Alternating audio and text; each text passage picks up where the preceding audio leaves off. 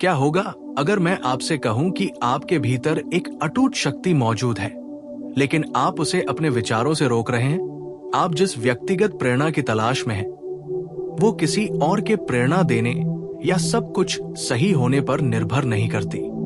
वो ऊर्जा पहले से ही आपके भीतर रहती है, जागृत होने की प्रतीक्षा में। आज हम बुद्ध की 10 शिक्षाओं पर चर्चा करेंगे, जो आपके जीवन का सामना करने के तरीके को बदल सकती है और उस व्यक्तिगत प्रेरणा को पुनः प्राप्त कर सकती है जिसे आप कभी कभी खोया हुआ महसूस करते हैं। अंत तक मेरे साथ बने रहें, क्योंकि आप जो खोजेंगे वो आपके जीवन में एक महत्वपूर्ण मोड़ साबित हो सकता है। उन दिनों की कल्पना कीजिए जब आप भारी मन और चिंताओं के बोझ तले दबे हुए उठते हैं। आपको लगता है कि आपको एक बाहरी बदलाव, एक नई नौकरी, एक अलग रिश्ता या एक अच्छी खबर की जरूरत है जो सब कुछ बदल दे। लेकिन बुद्ध ने 2500 साल से भी पहले चेतावनी दी थी कि दुनिया से प्रेरणा की उम्मीद करना बिना तेल के दीपक जलाने जैसा है। सच्चा प्रकाश बाहर से नहीं, बल्कि आपके मन में जो विकसित होता है उससे आता है। दाम्पत्य में हमें याद दिलाया जाता है कि मन ही सब कुछ है। आप जो सोचते हैं वही बन जाते हैं। अगर आप सुबह उठते ही सोचते हैं मैं अब और नहीं कर सकता या कुछ भी समझ में नहीं आता, तो आपका दिन इन्हीं शब्दों का प्रतिबिंब होगा। लेकिन अगर आप ये कहें आज मैं सांस लेता हूं, मैं एक और कदम बढ़ाता हूं और मैं चलता रहता हूं, तो कुछ बदल जाता है। ये जादू नहीं है, ये मानसिक प्रशिक्षण है और यही एक जरूरी सच्चाई सामने आती है। निराशा पर विजय पाने का मतलब अपनी भावनाओं को नकारना नहीं है, बल्कि उसके साथ अपने रिश्ते को बदलना है। अब आप इसे अपने दैनिक जीवन में कैसे लागू करते हैं? बुद्ध ने हमें व्यावहारिक शिक्षाएं दी हैं और उनमें से पहली शिक्षा जितनी सरल है उतनी ही शक्तिशाली भी। दिन के पहले क्षण से अपनी जागरूकता को जगाएं। अपनी प्रेरणा को जगाने के लिए बुद्ध की पहली शिक्षा मन की शक्ति में है। दम्पद में हमें ये शक्तिशाली वाक्यांश मिलता है, मन ही सब कुछ है। आप जो सोचते हैं वही बन जाते हैं। इन शब्दों के साथ बुद्ध हमें याद दिलाते हैं कि प्रेरणा का मूल बाहर जो होता है उसमें नहीं, बल्कि हम अपने भीतर जो विकसित करते हैं उसमें निहित है। कल्पना कीजिए कि आपका दिन कैसे शुरू होता है। अगर सुबह उठते ही सबसे पहले आपके मन में ये शिकायत आती है मैं अब और नहीं कर सकता या कुछ भी समझ में नहीं आता, तो बिस्तर से उठने से पहले ही आपकी ऊर्जा खत्म हो जाती है। लेकिन अगर आप खुद को ये कहने के लिए प्रशिक्षित करते हैं आज मेरे पास एक नया अवसर है, मैं एक और कदम उठाऊंगा, तो वो एक निर्णय आपकी यात्रा की दिशा बदल देता है। इसका मतलब ये नहीं है कि समस्याएं गायब हो जाती है। इसका मतलब है कि आपका मन दुश्मन बनना बंद कर देता है और सहयोगी बन जाता है।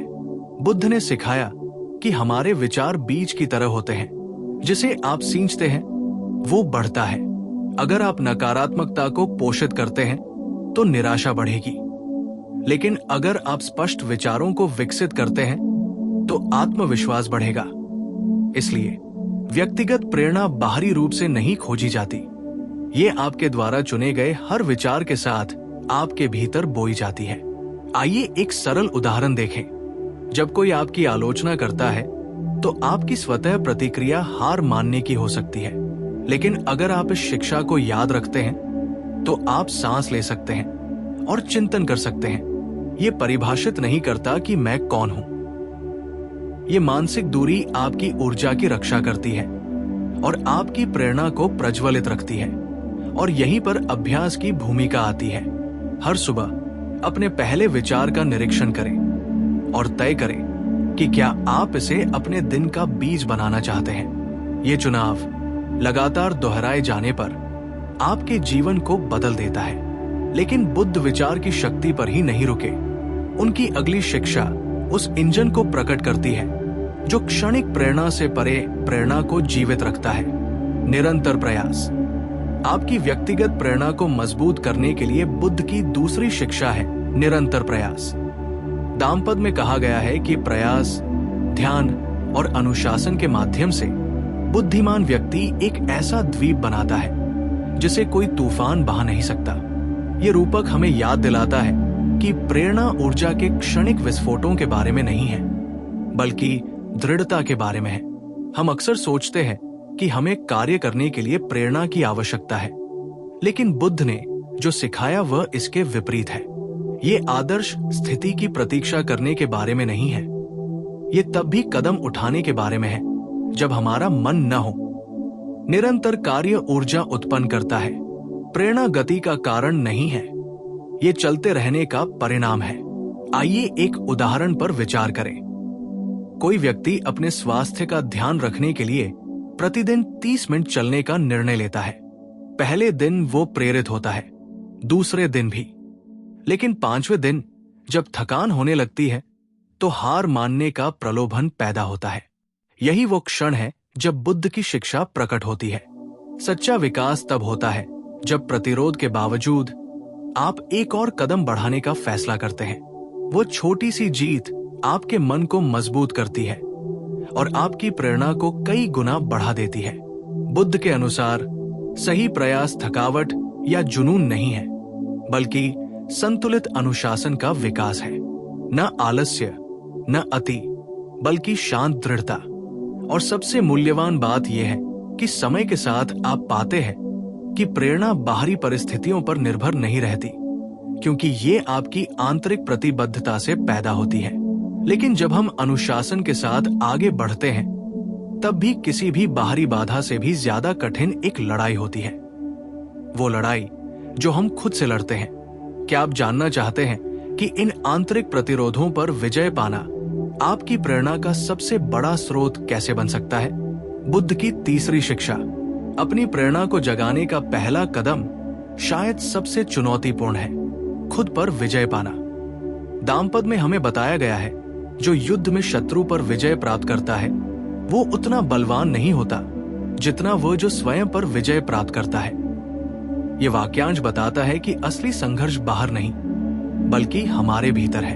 आपने कितनी बार कोई आदत बदलने, कोई परियोजना शुरू करने या अपने जीवन को बेहतर बनाने की योजनाएं बनाई हैं और कार्रवाई करते ही संदेह प्रकट होते हैं। तर्क के वेश में आंतरिक आवाजें कहती हैं, अभी समय नहीं है, या जब तक आप अधिक ऊर्जावान महसूस न करें, या शायद कल तक प्रतीक्षा करें। वास्तव में ये सत्य नहीं है, ये वे अवरोध है जो आपका अपना मन बनाता है। प्रेरणा तब उत्पन्न होती है जब आप इन आवाजों को पहचानते हैं और इनके प्रभाव में न आने का निर्णय लेते हैं। उदाहरण के लिए, आप ध्यान शुरू करने का निर्णय लेते हैं। पहले दिन आप इसे उत्साह से करते हैं, लेकिन दूसरे दिन आप सोचते हैं, ये उबाऊ है, ये व्यर्थ है, या मैं अपना समय बर्बाद कर रहा हूं। अगर आप हार मान लेते हैं तो आदत खत्म हो जाती है, लेकिन अगर आप समझते हैं कि ये वाक्यांश केवल क्षणिक विचार है और आगे बढ़ने का फैसला करते हैं, तो आप अपने मन पर विजय प्राप्त कर लेते हैं। और वो जीत, चाहे वो कितनी भी छोटी क्यों न लगे, किसी भी बाहरी प्रेरणा से कहीं अधिक शक्तिशाली प्रेरणा प्रदान करती है। बुद्ध ने सिखाया कि ये स्वयं से हिंसक रूप से लड़ने के बारे में नहीं है, बल्कि धैर्य और करुणा के साथ मन को प्रशिक्षित करने के बारे में है, जैसे एक दृढ़ लेकिन दयालु शिक्षक अपने शिष्य के साथ करता है। हर बार जब आप अपने आत्मविनाश पर विजय प्राप्त करते हैं, तो आप अपने आत्मविश्वास को मजबूत करते हैं और एक आंतरिक शक्ति का निर्माण करते हैं जिसे कोई भी और कुछ भी नष्ट नहीं कर सकता। लेकिन जब हम इन प्रतिरोधों पर विजय प्राप्त करते हैं, तब भी बुद्ध हमें एक अपरिहार्य सत्य की याद दिलाते हैं, जीवन निरंतर बदल रहा है। क्या आप जानना चाहते हैं कि कैसे नश्वरता को स्वीकार करना प्रेरणा के सबसे बड़े स्रोतों में से एक बन सकता है? अपनी व्यक्तिगत प्रेरणा को बनाए रखने के लिए बुद्ध की चौथी शिक्षा एक ऐसे सत्य को स्वीकार करना है जिसका हम अक्सर विरोध करते हैं। सब कुछ बदलता है, कुछ भी एक जैसा नहीं रहता। दमपद में हम याद करते हैं, मनुष्य के रूप में जन्म लेना कठिन है, नश्वर के रूप में जीना कठिन है, उदात्त सत्य को सुनना कठिन है। ये शब्द इस बात पर जोर देते हैं कि जीवन नाजुक है, हर पल अनोखा है और बदलाव का विरोध दुख के मुख्य स्रोतों में से एक है। व्यक्तिगत प्रेरणा की कमी अक्सर तब पैदा होती है जब हमारे जीवन में कुछ बदल जाता है और हम उसे स्वीकार नहीं करना चाहते। नौकरी छूटना, ब्रेकअप का सामना करना, उम्र बढ़ना या अपने बच्चों को बड़ा होते देखना, ये सब अपरिहार्य अनुभव है। अगर आप चीजों को एक जैसा ही रहने देते हैं तो दर्द और बढ़ जाता है, लेकिन जब आप समझ जाते हैं कि सब कुछ बदलता है तो स्वीकार करना एक प्रेरक शक्ति बन जाता है। अनित्यता आपका दुश्मन नहीं है, ये एक शिक्षक है जो हमें याद दिलाता है कि समय कीमती है और कार्य करने का अवसर अभी है। आइए एक रोजमर्रा के उदाहरण पर गौर करें। कल्पना कीजिए कि आपका बच्चा बचपन को पीछे छोड़ रहा है। अगर आप उसे हमेशा छोटा रखने पर जोर देते हैं तो आपको कष्ट होगा, लेकिन अगर आप बदलाव को स्वीकार करते हैं तो आप हर चरण का सामना प्यार और नई प्रेरणा के साथ कर सकते हैं। काम, स्वास्थ्य और रिश्तों में भी यही बात लागू होती है। अनित्यता को समझने से हमें जो हमारे पास है उसकी कद्र करने और जो जरूरी है उसे टालने की प्रेरणा मिलती है। ये शिक्षा हमें मुश्किल समय में भी ताकत देती है। जब आप किसी संकट से गुजर रहे हो तो आप खुद को याद दिला सकते हैं, ये भी बीत जाएगा। कुछ भी हमेशा के लिए नहीं रहता, दुख भी नहीं। ये निश्चितता आगे बढ़ते रहने के लिए आशा और ऊर्जा का संचार करती है। लेकिन बुद्ध ने हमें यह भी सिखाया कि बदलती दुनिया के बीच एक ऐसी शक्ति है जो हृदय को नवीनीकृत कर सकती है, करुणा। क्या आप जानना चाहते हैं कि ये भावना आपकी प्रेरणा का सबसे शक्तिशाली इंजन कैसे बन सकती है? आपकी व्यक्तिगत प्रेरणा को प्रज्वलित करने के लिए बुद्ध की 5वीं शिक्षा करुणा है। बुद्ध की शिक्षा कहती है, बुद्ध की आत्मा करुणा है। तुम्हारा दुख मेरा दुख है और तुम्हारा सुख मेरा सुख है। ये वाक्यांश बताता है कि जब हम केवल अपने लिए जीना बंद कर देते हैं और दूसरों के लिए अपना हृदय खोल देते हैं तो हमारी ऊर्जा कई गुना बढ़ जाती है। दूसरों की मदद करने से न केवल उनका दर्द कम होता है बल्कि आपकी प्रेरणा भी नवीनीकृत होती है। उस दिन के बारे में सोचें जब आप थके हुए और सुस्त थे, लेकिन किसी को आपके सहारे की जरूरत थी। उनकी बात सुनने या उन्हें प्रोत्साहन देने के बाद आपने देखा कि आपकी अपनी ऊर्जा कैसे बढ़ी। ऐसा इसलिए होता है क्योंकि करुणा अहंकार की दीवार को तोड़ती है और एक बहुत गहरी आंतरिक शक्ति से जुड़ती है। हालांकि करुणा का अर्थ आंख मूंदकर खुद का त्याग करना नहीं है। बुद्ध ने सिखाया कि इसे संतुलित होना चाहिए। ये प्रेम और ज्ञान से उत्पन्न होती है। दूसरों की मदद करने का मतलब सिर्फ अपने बारे में भूल जाना नहीं है, बल्कि अपनी ऊर्जा का पोषण करना भी है ताकि आप स्वस्थ मन से दे सके।